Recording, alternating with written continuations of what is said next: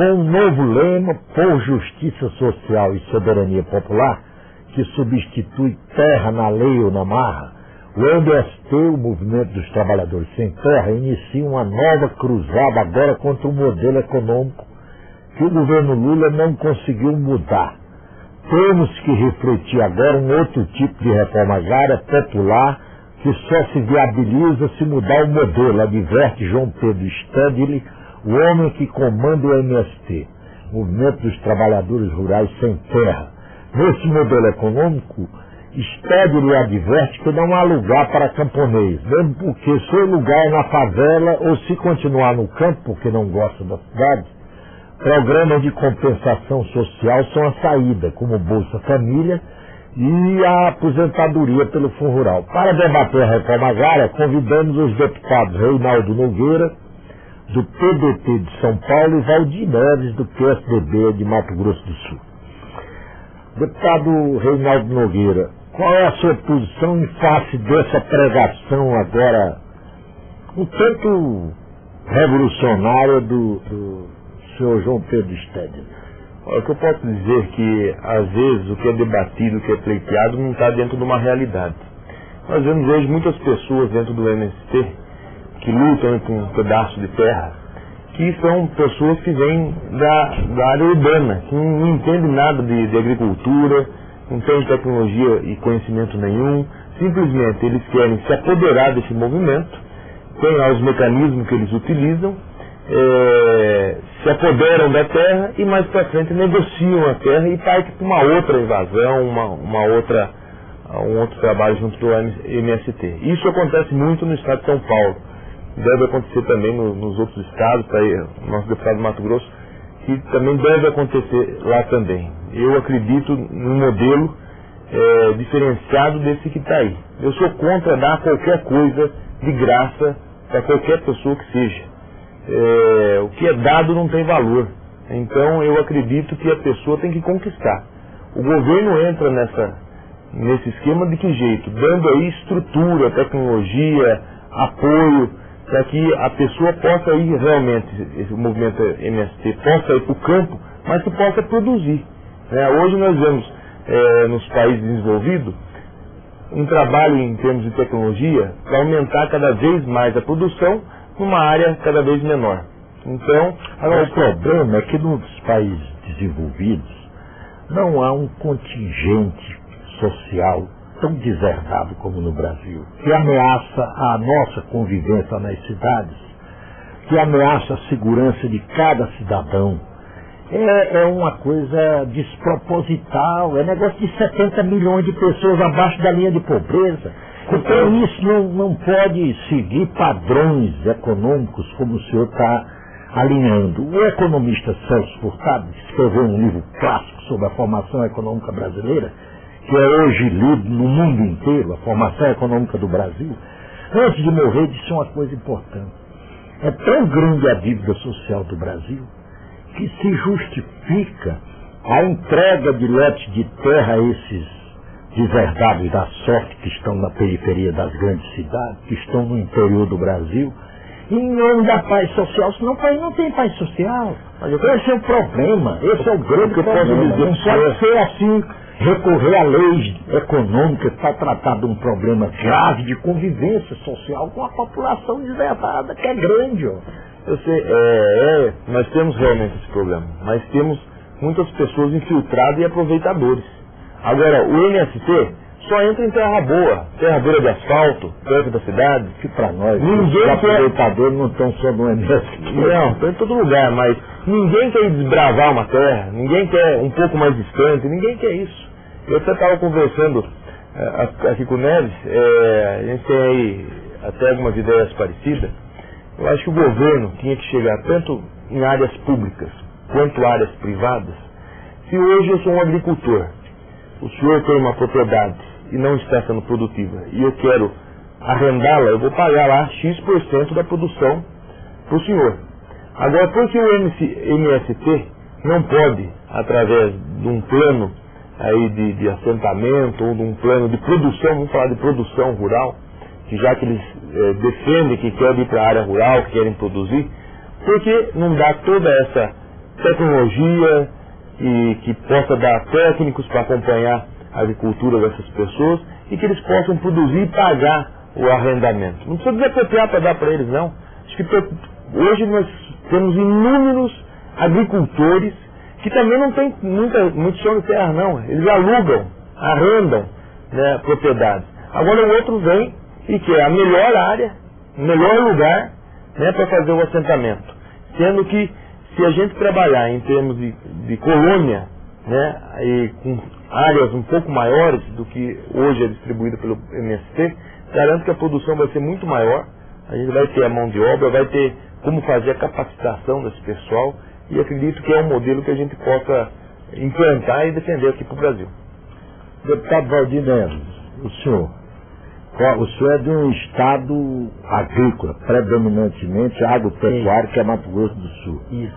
Tem boas terras férteis.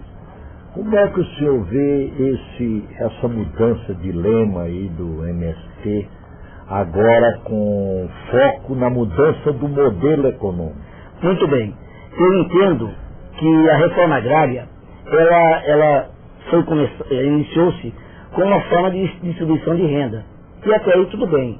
Na verdade, esse comportamento do Stedley, que não é novidade, se nós pegarmos aí a conduta dele em outras épocas, é em detrimento da expectativa que eles tinham no governo que saiu do meio deles. Um discurso favorável, dizendo que não era difícil fazer o assentamento, que iria assentar tantos milhões de famílias, etc. e tal. Quando, na verdade, até hoje, o governo do presidente Lula assentou 318 mil famílias, enquanto que no Fernando Henrique Cardoso assentou 640 mil famílias. Então, há uma diferença muito grande. Eles entendiam que estavam chegando com um representante da própria classe, ligado e comprometido ao poder, e que isso facilitaria o acesso à terra. Pois bem, nós temos que fazer uma avaliação da seguinte maneira. Esse modelo que está aí, de reforma agrária, ao meu ver, está superado. Primeiro, porque é um modelo caro e ineficiente. Não adianta você assentar pessoas na periferia e o Estado ficar subsidiando se você não der tecnologia para produzir. Quer dizer, então ele acaba impedindo que aquele produtor ele possa continuar produzindo. Eu desenvolvi com os deputados estaduais do Mato Grosso do Sul, depois de 6 anos, com a participação de todas as entidades ligadas ao Movimento Sem Terra, enfim, um programa estadual de reforma agrária, que consistia na seguinte questão. O Estado adquire áreas de terra, distribui como se fosse um condomínio, e a produção tem que ser acompanhada com apoio tecnológico, apoio à assistência técnica, né, a extensão rural, que é fundamental e no Brasil um pouco deficiente ainda, e que ela seja feita mediante o pagamento dessas parcelas, dessas áreas, desses lotes, serão feitos de acordo com a produção. E essa produção tem que ser feita de forma escalonada no sistema cooperativado com a agrovila. Porque ninguém quer viver isolado. O que a gente vê hoje é que os assentamentos, a maioria deles se transformaram em grandes favelas rurais. Então é preciso rever isso. Se o senhor pegar hoje o custo que é para assentar uma família, que é em torno de 80 a 100 mil reais, e pegar e dividir em salário mínimo, quantos anos não daria se o problema é distribuição de renda? Quantos anos não daria para pagar? Então, se o problema é inclusão social, seria mais fácil, talvez, então você fazer um programa, olha, nós vamos dar um salário mínimo para essa família por durante 3 anos, para que ela possa, enfim, desenvolver, ou então desenvolver atividade de capacitação, enfim. Então esse modelo, ao meu ver, ele já está superado. Com relação ao comportamento... Esse modelo resultou no fracasso de cerca de metade dos assentamentos. Com certeza. Dito aqui pelo deputado Chico Graziano. Que pensa assim também, que acha que está superado. Foi presidente do INPE. Isso, ele me ajudou inclusive nesse trabalho. Subscreveu, eu penso exatamente isso. Então, e outra coisa que piorou, acarretou ainda o não funcionamento desse modelo, é que é uma politização muito grande. A reforma agrária, o MST, ele não é um movimento social, ele é um movimento socialista, ele é um movimento político, consciente, que na verdade ele quer mudar o modelo político. Eles são marxistas, leninistas, e tem que assumir isso, não há nada contra, até porque já fui também marxista-leninista, então eles são um instrumento político. O MST ele tem uma capacidade muito grande de mobilização, mas a hora que entra para o assentamento é um desastre, é um caos. A capacidade gerencial tem sido provada ao longo da história que não é boa. Portanto, o Stedley definitivamente perdendo as esperanças com o Lula, que ele imaginava que pudesse ser um aliado na mudança do modelo social, e o Lula hoje é muito mais conservador neoliberal do que os governos anteriores, tanto que hoje, na história do mundo, do Brasil, nunca os banqueiros ganharam tanto como estão ganhando agora. Então, o SPED, vendo que essa perspectiva, essa expectativa não ia se consolidar, ele define e começa a abrir uma luta contra também o modelo do presidente Lula, que não é nada de diferente do modelo político e econômico anterior. Algumas das restrições que o deputado acaba de levantar são legítimas, são sensatas, né? Por que não, então, reformular esse modelo de assentamento? É o que nós debatemos que possa acontecer, né? Fazer algumas correções que a realidade está mostrando que são necessárias, são indispensáveis. O que falta é pulso e vontade política, porque tem que enfrentar. Agora, acaba com essa bagunça dessa MST, vem aí e faz aí o que eles querem, né? Invadem propriedades produtivas, sem critério algum. O que falta é pulso e vontade política de implantar um sistema que dê resultado. Agora, a reforma agrária é um programa complexo em qualquer parte do mundo, porque envolve muita coisa, envolve extensão rural, envolve infraestrutura pública de serviços como saúde, educação. É muito complexo. Então, e outra coisa, e é muito dispendioso, é muito oneroso. É uma implantação. Então é bom fazer um programa objetivo e eficaz para que o dinheiro não saia pelo ralo, né? Porque aí não tem dinheiro que chegue. Um programa desse, eu acredito que tem que ser a médio e a longo prazo. Eu acho que todo mundo que investe, que tem o conhecimento da economia, sabe que se ele estiver investindo hoje e daqui a 5 anos, 10 anos, aqui ele investiu hoje, a produção que vai ter nesse investimento, vai estar custeando lá na frente, né? Vai estar resolvendo um problema social, vai estar gerando emprego, gerando renda, produção para o nosso país. Então, esse levantamento é fácil de fazer, né? E se por acaso, em algum momento, o governo também tem que subsidiar. O problema é mais político, né? É político. Tem certas coisas que tem que subsidiar. Tem agricultura que hoje, vamos falar, o milho, hoje está bom, amanhã às vezes não compensa nem colher, né? Você vê batata, que a gente vê essas plantações jogado fora, o pessoal nem colhe. Então nessa hora que o governo acho que tem que interferir um pouco e fazer com que esse agricultor não perde, porque hoje se pensa em dar terra para o MST e fazer essa reforma agrária. E aquele que está perdendo a sua terra para o banco, que plantou e por problemas econômicos está perdendo para um banco. Então tem que mudar esse sistema, tá? A gente tem que mudar o sistema, o foco da produção agrícola do nosso país. Hoje os produtos agrícolas, alguns deles são chamados de commodities, estão com cotação boa no mercado mundial, né? Mas é a minoria, né? Hoje nós temos aí... O milho, por causa desse programa americano do etanol, o milho subiu 50%. Hoje nós temos, por exemplo, o Brasil é um país, acho que o melhor do mundo, né? Nós temos aqui o clima do nosso país, água, produz o ano todo. Hoje você pega a uva produz o ano todo, de acordo com a sua poda, né? Produz o ano todo. Nós temos aí uma linha frutífera, que é muito exportada. Eles tiram 3 safras de uva por ano anuais. Então, nós temos alguns tipos de agricultura que o valor agregado é bem maior, né? E pode focar isso como o Neves falou, com toda a tecnologia empregada e tendo essa mão de obra que quer trabalhar, porque eu entendo, se o MST quer terra, por que quer trabalhar? O senhor é da Comissão de Agricultura, né?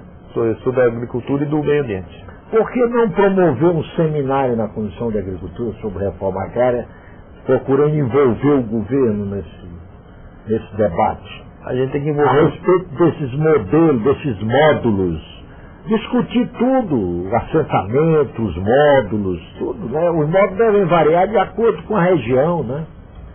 Uma região no Nordeste não pode ser o mesmo tamanho do Mato Grosso do Sul ou do Paraná. Com certeza. Tem que ser maior, que a rentabilidade da terra é menor, não é? Lá na Câmara, na comissão, aliás, tem a subcomissão especial que trata dessa questão agrária. No entanto, são tantas demandas que existem lá, que a gente acaba se perdendo. Por exemplo, eu estava observando a resposta do Nogueira aqui, que que ele está correto. Nós hoje não temos, por exemplo, política de preço mínimo. É uma reivindicação da classe produtora há muito tempo. Então, nós concorremos com países que têm subsídio. Mas além de não termos subsídios do governo, não temos o preço mínimo. Então, tem seguro agrícola. Não tem.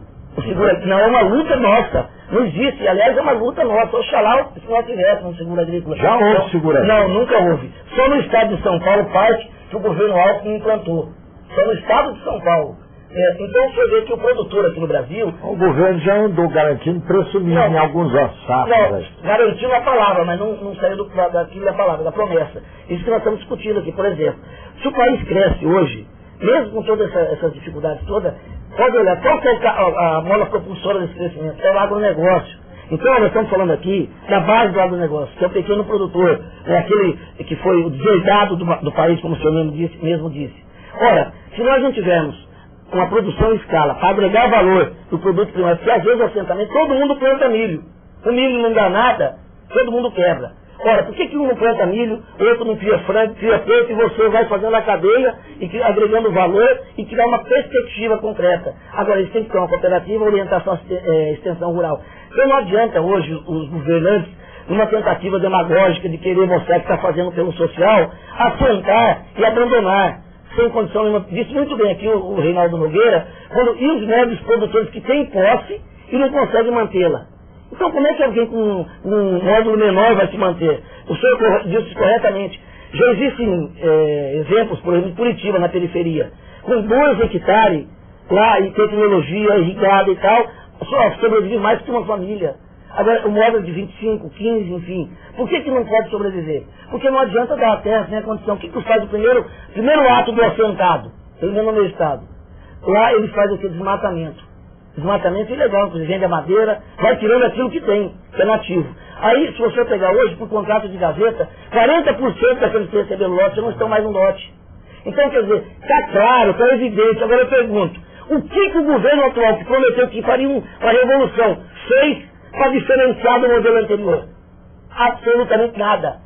E também não faz uma política agrícola que garanta ao produtor uma retaguarda para que ele possa efetivamente ter a certeza de que ele pode produzir e que vai ter garantia que o seu produto vai ser aceito pelo mercado, ou então, se por exemplo é uma frustração como deu nos últimos anos aí, e que comprometeu toda a categoria, ele vai ter uma retaguarda do poder público. Haja visto que ele corre risco, porque se plantar dentro da técnica não tem risco. O risco é muito menor. Então, esse modelo de reforma agrária que está, ao meu ver, é superado, caro e ineficiente. É preciso repensar nos outro modelo.